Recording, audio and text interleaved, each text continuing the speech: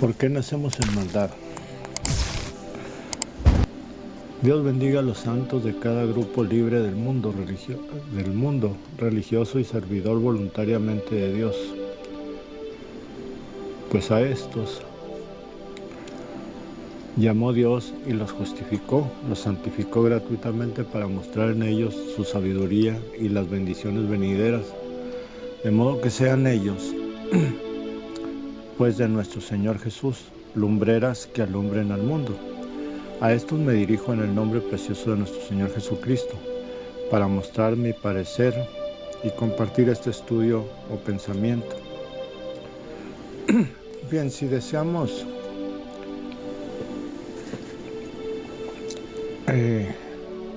dije del principio, Dios bendiga a los santos de cada grupo libre del mundo religioso y servidor voluntariamente de Dios. Bueno, pues a estos me dirijo para este estudio o pensamiento. Bien, si deseamos saber de un mal que nos aqueja, necesitamos entonces buscar de dónde viene o de qué. Pues de alguna parte vino y por alguna razón está en nosotros.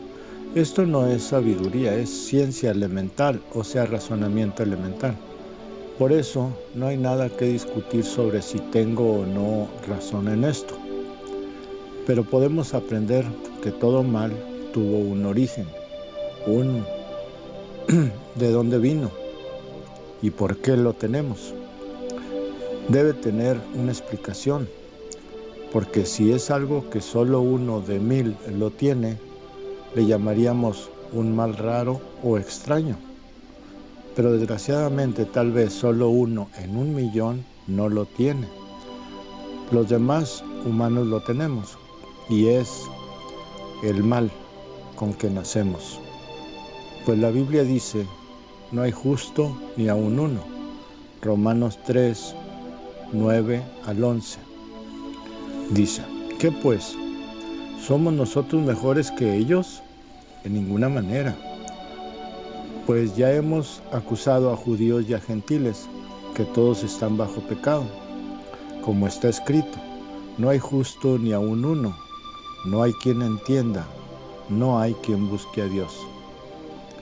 Amén. Luego todos nacimos en maldad, y yo lo creo. Pero, ¿de dónde surgió esta maldad y qué es lo que la provoca? Esto es lo que descubriremos hoy con la ayuda de Dios. Había pensado llamar este estudio el mal que nos mueve a todos, pero se me hizo más sencillo llamarlo ¿por qué nacemos en maldad? Como preguntando, ¿era malo mi padre o mi madre? Y obviamente sí, pero ¿yo qué culpa tenía de eso? Pues se dice en medios religiosos y científicos que el recién nacido es inocente, que no tiene maldad y no es culpable de nada. Eso no es verdad. Pues si son inocentes, ¿por qué pues mueren? La verdad es que dice claramente la Escritura en Romanos 6:23, porque la paga del pecado es muerte, mas la dádiva de Dios es vida eterna en Cristo Jesús, Señor nuestro. Amén. Como nos hemos dado cuenta, entonces ellos, los bebés, nacen ya con el pecado, nacen ya con el mal o la maldad, con el pecado. Pero, ¿la heredamos? Y si la heredamos, ¿en qué la heredamos? ¿En la sangre? ¿En los huesos?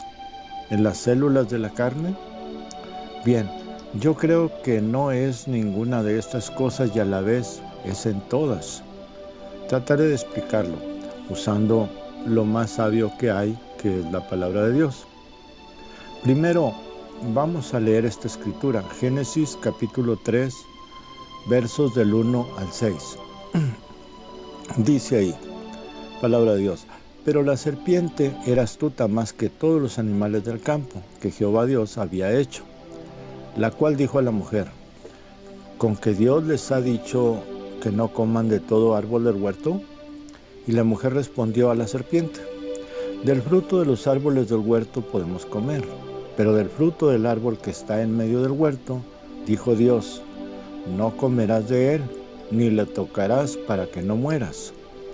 Entonces la serpiente dijo a la mujer, no morirás, sino que sabe Dios que el día que comas de él, serán abiertos tus ojos, o sus ojos, y serán como Dios, sabiendo el bien y el mal. Y vio la mujer que el árbol era bueno para comer, y que era agradable a los ojos, y árbol codiciable para alcanzar la sabiduría. Y tomó de su fruto y comió, y dio también a su marido, el cual comió así como ella. Amén. Ahí vemos cómo Eva estaba platicando con la serpiente, pues la serpiente quería que la maldad entrara en ellos, pero ellos no debían aceptar entrar en la maldad. Así que la serpiente le puso la tentación a Eva, de que si comía del fruto, ella se haría sabia y sería como Dios. Y Eva comió. Seguramente ella también le contó el mismo cuento a su marido, para que hiciera lo mismo. Y Adán también comió. Me detengo un poco aquí para decir que los religiosos siguen contando el mismo cuento y le dicen a usted que el pecado fue la desobediencia de ellos a Dios. Eso no es verdad. La desobediencia solo fue la consecuencia de que pecaran, pues como está escrito, el pecado consiste en saber hacer lo bueno y no hacerlo. Eso lo encontramos en Santiago capítulo 4, del 15 al 17. Dice ahí, en lugar de lo cual deberían decir, si el Señor quiere, viviremos y haremos esto o aquello. Pero ahora se jactan en sus soberbias. Toda jactancia semejante es mala, y al que sabe hacer lo bueno y no lo hace, le es pecado. Amén. Vea usted, ellos sabían hacer lo bueno y desobedecieron, no hicieron lo bueno. Pues Dios les dijo, no coman de eso porque morirán. Ellos sabían eso, pero no hicieron lo bueno, o sea, no obedecieron. No entendieron, no quisieron entender, pues, lo que Dios les dijo. Así que, por eso cayeron en pecado, por desobedecer. Pero desobedecer no fue el pecado. Eso fue la consecuencia de que cayeran en el pecado. ¿Ve? Es como si el médico le dice a usted, con esto se alivia de su mal, pero no tome 2 pastillas, solo una o se muere. Usted no se muere si no toma ninguna, pero no se alivia, aunque usted desobedeció la orden del médico, ¿cierto? Pero si desobedece y toma 2 o 3, seguramente usted morirá. Y su desobediencia no lo mató a usted, pero sí es la causa de su muerte, si muere. Puede darse cuenta de la diferencia de desobedecer y el pecado, ¿verdad? Pues ellos no hubieran pecado si no se les dice que morirían. Pero ¿sabían ustedes que el pecado o el mal entró en ellos antes de comer? Usted se preguntará, ¿cómo? Es sencillo. Antes de que Eva comiera del fruto prohibido, entró en ella el egoísmo, el pecado. Ella quería ser sabia del bien y del mal, como Dios. Ahí está el espíritu de Satanás, ese espíritu malo. La maldad misma entró en Eva. Luego ella hizo lo malo, y para no sentirse sola, fue y compartió su misma religión, espíritu, a Adán. ¿Y qué pasó? Lo mismo, la maldad entró en Adán, pues también se tragó el cuento. Vea el verso 6, como dice que Eva vio que era agradable y codiciable, ¿ve? El egoísmo en el padre de la codicia, es el padre de la codicia. O sea, el egoísmo pare la codicia. Satanás quería ser Dios, codiciaba ser Dios y pagó con destierro. Adán y Eva también, ¿ve? El pecado fue pues el egoísmo. Vamos a seguir para ver si es verdad, pues un solo ejemplo no basta para asegurar ciertas cosas o cierta una cosa. El egoísmo es el causante de que nos sea más fácil hacer el mal que el bien. El egoísmo es el pecado original, o sea, lo que causó el origen del pecado. ¿Y dónde comenzó el pecado? en la tierra? Claro que no. El pecado comenzó en el cielo. Dios hizo a un ángel más hermoso que todos. En ese ángel nació el egoísmo y de eso la codicia, de ser adorado como Dios. Y por eso tramó una rebelión contra Dios. Este ángel se la pasaba acusándonos a nosotros para que Dios nos condenara, como lo hizo con él. Pues, ¿sabía usted que su egoísmo es lo que le hace decir a usted cuando es castigado? ¿Por qué yo? ¿Por qué a mí? ¿Yo qué hice? Pues es su egoísmo el que le hace pensar que hay otros peores que usted y deberían ser ellos los castigados y no usted. ¿Ve? Así el diablo piensa, que nosotros somos peores que él. ¿Y por qué Dios nos da la oportunidad a nosotros de ser salvos? Ya él no. ¿Entiende? Por esa causa el diablo no quiere su alma. ¿Para qué le sirve su alma? Esa es otra mentira de las religiones. Mire, piensa en esto. Imagine que usted está condenado a muerte y mañana lo van a ejecutar, mañana lo van a matar. Y le dicen, pero anímese, le vamos a dar a 20 esclavos que le sirvan y sea usted amo de ellos. Pregunto, ¿para qué le servirán a usted 20 esclavos condenados también, si lo van a matar mañana y a ellos también? En cambio, si le dijeran, usted sabe muchas cosas sucias de los hijos del juez que lo condenó, si las dice mañana, morirán también. O sea, los hijos del juez. ¿Los acusaría usted? Claro que sí, buscando venganza. Otra hija del egoísmo, la venganza. ¿Ve? Ahora, suponga que no los encuentran porque el juez los escondió. Y usted sabe dónde fueron escondidos. Y le dicen que los sacarán fuera de la cárcel para que los lleve a donde están ellos. ¿No iría usted mismo a matarlos o llevarlos a morir? ¿Ve? Así Satanás de nada le sirve su alma. Él no quiere su alma. Él quiere que usted muera. En 1 de Pedro, el capítulo 5 y verso 8 dice, sean sobrios, o sea, enterados, serios, sean sobrios y velen, porque nuestro adversario, el diablo, como león rugiente, anda alrededor buscando a quien devorar, ¿ve? A quien matar.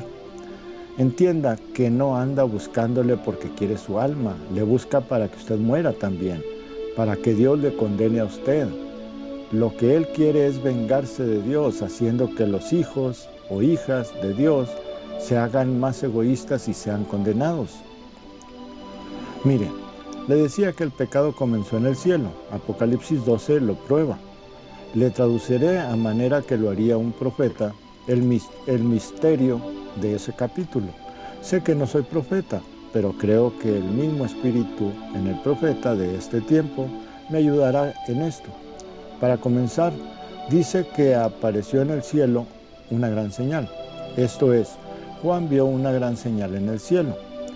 Después dice lo que vio, o sea, la visión, ¿correcto? Bien, él vio una mujer vestida de sol. Si usted conoce los símbolos proféticos, sabrá de cierto que una mujer significa una iglesia y el sol significa Cristo o Espíritu Santo o Dios, como usted quiera. La mujer iglesia estaba vestida del sol, Espíritu Santo, y con la luna bajo sus pies. Luna son las religiones, la luna son las religiones, bajo sus pies. Si la mujer, iglesia, está alumbrada por el sol es porque tiene luz de Dios, revelación. La luna solo recibe un poco de luz, son las religiones. De ahí salió la mujer, de las religiones. De ahí salió la iglesia de Dios, o sea, los creyentes del mensaje, que recibieron la semilla igual a la palabra de revelación, o sea, el mensaje o los mensajes de los 7 mensajeros. Por causa de la simiente que es de Dios, está embarazada como estuvo María. Es un ejemplo. María estuvo embarazada del Hijo de Dios cuando el ángel le habló, ¿cierto? Y para probar que no es una religión, ella tiene en su cabeza una corona de 12 estrellas, igual a la doctrina de los 12 apóstoles. Ella está coronada, o sea, el evangelio real. Ella está coronada y su corona significa honra y tiene 12 estrellas, que significan 12 apóstoles y profetas. ¿Profetas? Sí. Pablo, Juan y Pedro fueron profetas.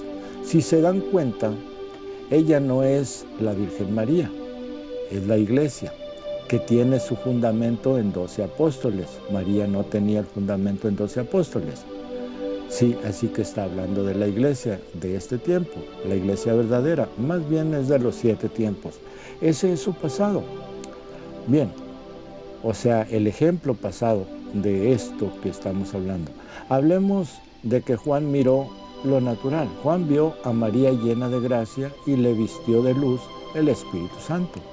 Y estando encinta levantaba la voz con dolores de parto. Así estaba en la visión, en la angustia del alumbramiento. Apareció otra señal allí mismo y allí estaba un gran dragón, escarlata, que tenía 7 cabezas y 10 cuernos, y en sus cabezas 7 diademas. O sea, 7 reyes lo montaban, por decir así. El dragón ya sabemos quién es. Bien, escoja usted, ¿es el diablo o es Roma? Bueno, en aquel tiempo fue Roma y Herodes. En este tiempo es el diablo. En aquel tiempo también era el diablo, pero ahora es otra cosa. Ahora es el diablo y lo que monta el diablo, para ver si me entienden. Si hablamos en lo espiritual es el diablo, si hablamos en lo carnal es Roma. Mire lo que dice en el verso 4. Y su cola arrastraba la tercera parte de las estrellas del cielo, ángeles, que son ángeles, y las arrojó sobre la tierra. Esos son demonios. Y el dragón se detuvo frente a la mujer, Iglesia, para devorar a su hijo. Bien, después de estas cosas, verso 7, dice, después hubo una gran batalla en el cielo. ¿Ve? Fue en el cielo donde comenzó el pecado. En lo natural, al morir nuestro Señor Jesús y presentarse ante Dios como Cordero por nosotros, el diablo ya no tenía lugar más allá. O sea, allá ya no tenía lugar. Así, antes sí, porque era el que nos acusaba. Lea el libro de Job, capítulo 1. Así que no habiendo ya quien nos acuse, porque el malo fue echado, ya no era el cielo lugar para él, o sea, para el diablo. Esta es la causa que comenzó una gran batalla allá en el cielo.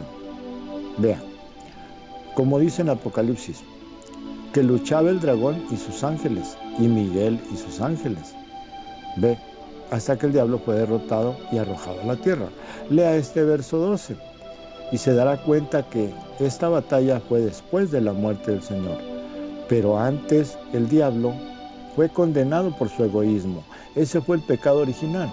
Y en su pecado arrastró a la tercera parte de los ángeles, estrellas del cielo. Por eso las arrastró con su cola. La cola es el pecado, ¿entiende? Por su egoísmo hizo que los ángeles se rebelaran también. Le explico esto mismo, pero en nuestro futuro. Mire, la mujer son los creyentes del mensaje que salieron de las religiones. O sea, de cada mensaje, de cada mensajero, que salieron de las religiones. Estas religiones, por ejemplo, en el tiempo de Pablo, muchos fariseos o muchos saduceos o muchos celotes o helenitas se salieron de sus religiones para formar el cristianismo. A ver si me entienden, en los tiempos de Pablo. Ahora, estas religiones son la luna. Ellos tienen poca luz, tienen poca revelación, tienen poca palabra de Dios. Los creyentes de los mensajes o de cada mensaje están por encima de ellos, pues tienen la verdad, el evangelio verdadero y la revelación. Aunque no entiendan el mensaje, ellos son la mujer embarazada. El Hijo de Dios que nacerá son los elegidos para el arrebatamiento. Mire cómo el diablo quiere acabar con los escogidos, tanto así que el Señor Jesús dijo en Mateo capítulo 24, verso del 22 al 25, y si aquellos días no fueran acortados, nadie sería salvo. Mas por causa de los escogidos, aquellos días serán acortados. Entonces si alguno les dice, miren, aquí está el Cristo, o miren, allí está, no lo crean, porque se levantarán falsos cristos y falsos profetas, y harán grandes señales y prodigios, de tal manera que engañarán, si es posible, si fuera posible, aún a los escogidos. Ya se los he dicho antes. Amén. Este hijo que nace y es arrebatado para Dios en la visión, son los hijos de Dios, que no pasarán por el juicio ni la gran tribulación. Luego el diablo trata de acabar con los salvos del mensaje, ¿ve? Con la iglesia. Bien, ahora vamos a ver por qué nosotros nacemos con ese egoísmo y cómo es que lo heredamos. Primero que nada debemos entender que el egoísmo no es carnal, sino espiritual, lo que quiere decir que heredamos el espíritu del principio del mal. Pero, ¿cómo lo heredamos? Mire, papá y mamá eran egoístas. Cuando ellos se juntaron en la carne, no era para engendrarnos a nosotros. Eva no hizo aquello pensando en engendrar a Caín, sino pensando en ella misma, en ser sabia, en ser como Dios, pero nunca pensando que procrearía un hijo. Ese hijo heredó el egoísmo de Eva, ya contaminada del espíritu del diablo, y la bestialidad asesina de la serpiente. ¿Entiende? Ella, al no sentirse bien, entonces egoístamente fue y provocó a Adán, a hacer lo mismo. Y le dio de aquello. Al hacerlo, Adán tampoco pensó en procrear un hijo. Solo pensó en disfrutar su momento y ser sabio, como Dios. Pues era la religión inventada por el diablo. Y Eva solo pensó en no sentirse culpable ella sola. Ambos solo pensaron egoístamente en ellos mismos. Ninguno pensó que dañaba al otro, y menos que dañaban al hijo que estaban engendrando. Pues no lo hicieron para engendrar a nadie, ¿ve? Así pues Caín heredó el espíritu egoísta y asesino de su padre, pero Abel solo el espíritu contaminado de egoísmo de su padre. El egoísmo te hace un renegado, pero no te hace un asesino. Conozco gente muy egoísta, pero no asesinan a nadie. También gente envidiosa a más no poder y tampoco asesinan. El asesinar es instinto, instinto bestial, porque debe tenerse el valor o la falta de amor y temor para hacerlo. Una bestia no tiene temor de asesinar. Asesinan y no lo hacen por egoísmo, sino por instinto de conservación, ¿ve? ¿Es verdad? Claro que sí, así es. Aunque Abel nació con la herencia egoísta, él no quería hacer eso. Por eso buscaba a Dios, buscaba el antídoto contra ese sentir en él. Se preguntaba, ¿por qué Dios los había apartado de sí? ¿Y por qué los echó del huerto si su padre era buen hombre y su madre también? Abel buscaba hallar gracia delante de Dios. Se quitó el egoísmo de encima y fue y buscó no cualquier cordero, sino su mejor cordero. Y al decir mejor, también quizás era al cordero que Abel más amaba. Recuérdese que un pastor de ovejas siempre tiene un corderito preferido, amado, siempre. Pues Abel hizo un altar a Dios y sacrificó su mejor cordero. Como dice el profeta, recibió revelación de que fue sangre la que nos apartó de Dios, ¿sí? Pero no fue cualquier sangre, fue la del Cordero de Dios. Oh, Abel pudiera haber sacrificado cualquier cordero, menos ese que él amaba. ¿Pero qué tenía ese cordero que lo hacía especial? El cordero preferido de un pastor siempre es el más manso, el más cariñoso. Además, las ovejas no son egoístas y ese corderito amado del pastor, mucho menos. Así pues, Abel, se puede decir, se ofreció a sí mismo junto con su cordero. Así lo hizo Dios junto con su Hijo. Si no lo cree, le explico. Usted puede ofrecer a Dios todo lo que tiene, pero lo que usted tiene no es lo que Dios quiere de usted. Dios quiere su corazón. Esto es, que usted lo ame a Él, que usted se entregue a Él. Ese es el motivo del por qué el apóstol Pablo escribió diciendo, si yo hablara lenguas humanas y angélicas y no tengo amor, sería igual que metal que resuena o címbalo que retiñe. Suena mal. Si tuviera profecía y entendiera todos los misterios y toda ciencia, y si tuviera toda la fe del mundo, toda la fe, de tal modo que moviera los montes, y no tengo amor, nada soy. Y si repartiera todo lo que tengo para dar de comer a los pobres, como decía hace poco un pastor, y si entregara mi cuerpo para ser quemado y no tengo amor, de nada me sirve. El amor es sufrido, es bondadoso. El amor no produce envidia.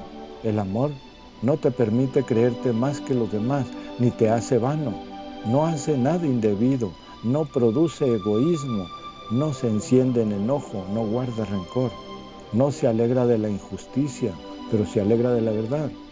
Todo lo sufre, todo lo cree, todo lo espera, todo lo soporta. El amor es eterno, pero las profecías se acabarán y terminarán las lenguas, y la ciencia terminará. Amén. Usted lo lee en 1 Corintios capítulo 13, del 1 al 10. Como puede ver, para hallar gracia delante de Dios, Él debe ver que usted lo busca con amor, y cualquier cosa o sacrificio que usted dé a Dios o haga por Dios como ofrenda, diezmo o lo que sea, debe ser con amor, o Dios verá su ofrenda como la de Caín, muy linda pero errada, llena de egoísmo y sin amor. Eso es religioso 100%. Dios no verá eso con agrado, a menos que usted ponga su corazón, su amor junto con lo que ofrece a Dios. Entonces Él la recibe y se agrada de usted, y usted encuentra gracia delante de Él. ¿Ve? Eso hizo Abel. Y aún es la misma fórmula, todavía es la misma fórmula contra el pecado. Mire, nuestro padre y madre se unieron para pasarla muy bien. Uno de los dos fue más egoísta que el otro. Al tiempo de engendrarnos no pensaron en nosotros, sino en disfrutarse a ellos mismos, o sea, a sí mismos, en complacerse, solo eso. Pues en sus mentes no estaba engendrarnos. Por eso nacimos con el espíritu egoísta, ya instalado en nuestro corazón, ¿entienden? En nuestro espíritu. Por eso nacimos con el pecado original, que fue al que Dios condenó a muerte desde el diablo hasta el último humano que lo tenga. Pero es la sentencia para el cuerpo, dirá alguien. ¿Pero es la sentencia para el cuerpo? No. Pero por causa de eso, tenemos que morir en el cuerpo, dejar el cuerpo, desterrados de nuevo. ¿Ve? Por eso los bebés que dicen que nacen inocentes mueren. ¿Ven? Si no logramos quitar de nosotros el espíritu de egoísmo, ese espíritu egoísta también nos lleva a la condena en el espíritu, pues es el mismo pecado que nace en nuestro espíritu que da lugar a ese espíritu de egoísmo y del cual nacen los malos pensamientos, ególatras, para incitarnos a hacer lo malo. ¿De dónde nace la envidia? ¿De dónde nace el rencor? O mejor dicho, ¿por qué envidiamos? ¿Por qué odiamos? ¿Por qué nace en nosotros el deseo de poder? El deseo de ser mejores o más grandes que los demás.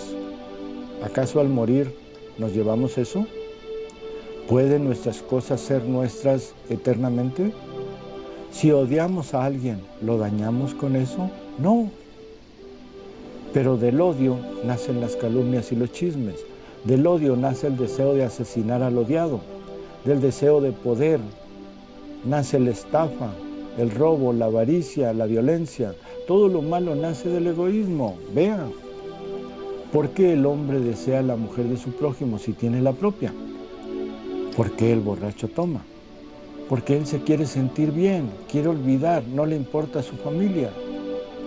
Pues el egoísmo es la raíz de todos los males. Pues el egoísmo nos hace malos y acumulamos males espirituales. Aprendemos y hacemos lo malo delante de Dios, de tal manera que renegamos de Él. Y finalmente terminamos blasfemando al Espíritu de Dios, que es el Espíritu Santo. Eso nos condena como espíritus a morir también la segunda muerte, que es la del Espíritu. ¿Entiende? Así que imagine, si nosotros nacimos cuando aún había un poco de moral, respeto y amor, somos egoístas y malos porque nuestros padres no pensaban en nosotros, sino en ellos. ¿Cree usted que hoy piensan en eso, en este tiempo? Mucho menos. Por eso el egoísmo va tomando cada vez más fuerza y las nuevas generaciones salen más malas, más egoístas. Estamos en ese tiempo malo donde se perdió casi por completo el amor. El egoísmo reina en el mundo. Quien quiera ser cristiano debe de renunciar a sí mismo, quitarse su egoísmo. ¿Y cómo puede hacerlo? Como lo hicieron los apóstoles, con amor verdadero. Eso fue el mandamiento de nuestro Maestro y Señor. Ámense unos a otros como yo los he amado. Si hemos sido llamados a una nueva vida, nacer del agua y del Espíritu, según Juan 3, capítulo 5, Juan capítulo 3, verso 5, es porque del agua es el arrepentimiento para ser limpiado de suciedad espiritual primero y carnal después. Luego nacer del Espíritu es nacer del Espíritu de Dios, nacer del amor de Dios. Y el amor quita nuestro viejo espíritu de egoísmo, con el cual nacimos. He aquí, somos hechos nuevas criaturas y hemos nacido de nuevo, de un espíritu nuevo que viene de Dios. Somos nuevas criaturas en Cristo Jesús, Señor nuestro. Así que mientras el viejo hombre egoísta va muriendo, el nuevo hombre de amor va creciendo hasta llegar a la madurez de un hombre perfecto. Ahí ya no existe el viejo hombre. El apóstol Pablo lo explica de esta manera. Dice, con Cristo estoy juntamente crucificado, y ya no vivo yo, mas vive Cristo en mí. Y lo que ahora vivo en la carne, lo vivo en la fe del Hijo de Dios, el cual me amó y se entregó a sí mismo por mí. Amén. Eso está en Gálatas capítulo 2, verso 20. Como pueden entender, él dice claramente que él dejó de existir como el viejo hombre. Ese quedó crucificado con Cristo. Pero el nuevo hombre ahora vive en la confianza, en el amor de Dios. ¿Ve? Entonces es importante saber por qué nacimos en maldad. Ahora que ya lo sabe, dele a Dios la oportunidad de convertirlo en una nueva criatura. A quien más le conviene es a usted. Dios les bendiga como siempre. Mi deseo es que esto les sea útil para encontrar gracia delante de Dios y con ello su salvación y redención. Su hermano en Cristo Jesús, nuestro Señor, José Luis Carrera Torres.